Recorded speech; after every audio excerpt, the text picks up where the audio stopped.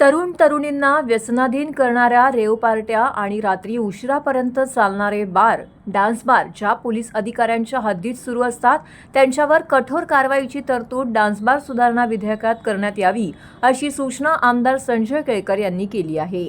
Dance bar सुधारणा विधेयकावरती चर्चा करताना आमदार संजय केळकर यांनी रेव पार्टीच्या माध्यमातून व्यसनाधीन होणाऱ्या तरुण तरुणींचा प्रश्न उपस्थित करताना संबंधित पोलीस अधिकाऱ्यांच्या निष्क्रियतेवरही बोट ठेवले।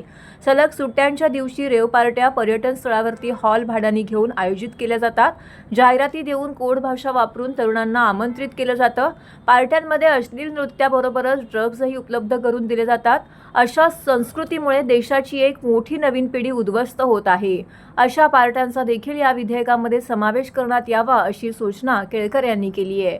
डान्स बार, ऑर्केस्ट्रा बार, हॉटेल हे बेकायदेशीरपणे मध्यरात्रीनंतर आणि अनेक आस्थापना पहाटेपर्यंत छुप्या पद्धतीने सुरू असतात। या व्यवसायाला जणू पोलीस अधिकाऱ्यांचा पाठिंबा असतो असे चित्र निर्माण झाले आहे।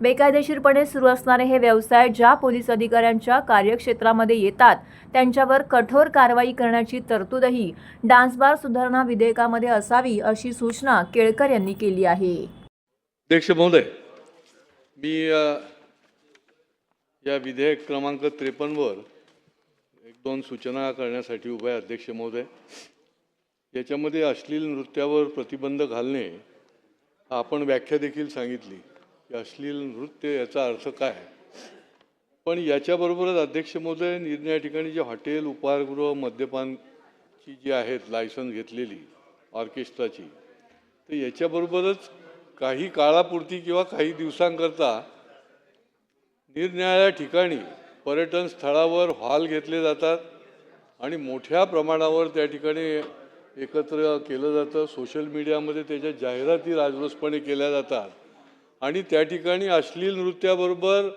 ड्रग्ज, हुक्का हे सगळं काही होत राहतं। अध्यक्ष महोदय, तर याचा आपल्याला अंतर्भाव करता येणार आहे की नाही, याचा आपण अंतर्भाव केला पाहिजे।